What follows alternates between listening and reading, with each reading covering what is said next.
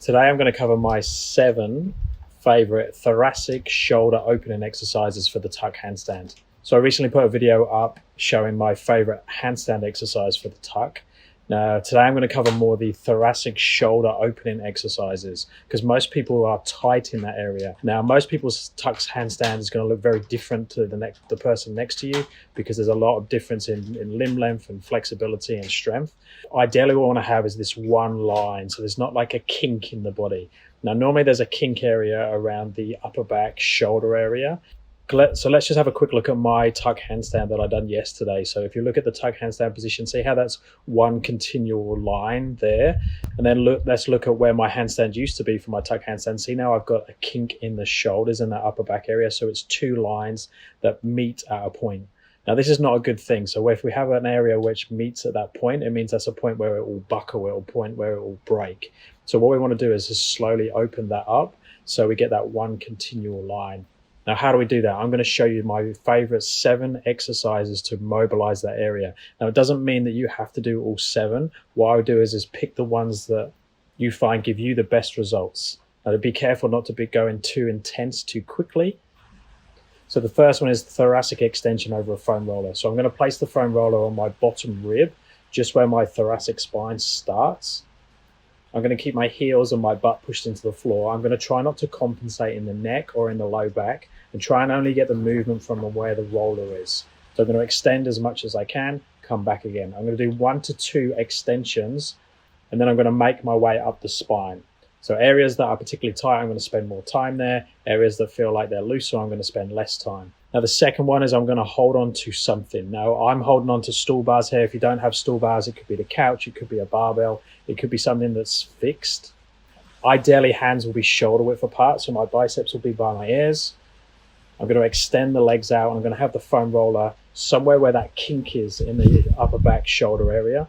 And then I'm going to slowly try and go into a posterior tilt, straighten the arms as much as I can, and make the body one segment. Now I could do short, more intense holds, or I could do a 1 to 2 minute passive hold where I'm breathing and just trying to relax into the position. Now progressions of this, if this feels comfortable, I'm going to slowly start to raise the roller up. So I'm putting something underneath the roller to raise it higher and higher. Now the third one is more of a squat mobility drill, but it definitely works that upper back thoracic area. So ideally your hands are now going to be shoulder width apart. You're going to face the wall and you get as close to the wall as you can, but you still try and do a deep squat without falling backwards.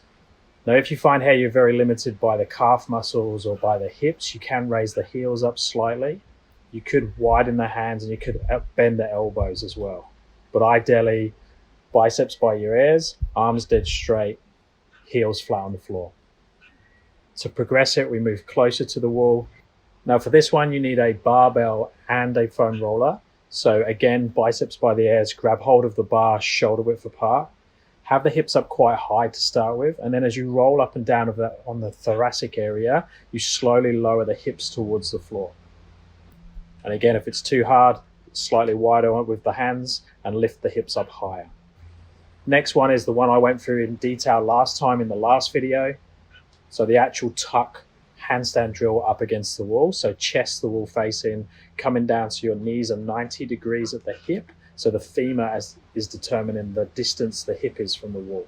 Constantly trying to push the shoulders back towards the wall. If you can get them closer to the wall than the hands, then you can move the hands closer to the wall. If you can't get your shoulders on top of your hands, move the hands further away. So definitely video from the side or get someone to assess you while you're actually in the movement because it's very hard while you're upside down. Okay, box shoulder stretch. Now I prefer with this one to have the thumbs facing upwards, hands shoulder width apart, hips directly on top of the knees, toes pushed into the floor, and then a posterior tilt. So tuck the tail under, so abs and glutes on, and then try and lower as much as you can. So you're trying to take the chest towards the floor and work into that shoulder thoracic area.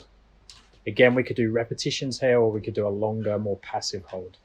Another one I've personally been doing on a daily basis, so I've just been sitting with a yoga block in the middle of that thoracic. I started with the yoga block sideways, which was quite intense when I first started. I've now got comfortable with that. I'm now able to turn the block the other way around, so like long ways, and I'm starting to play with it up on its end.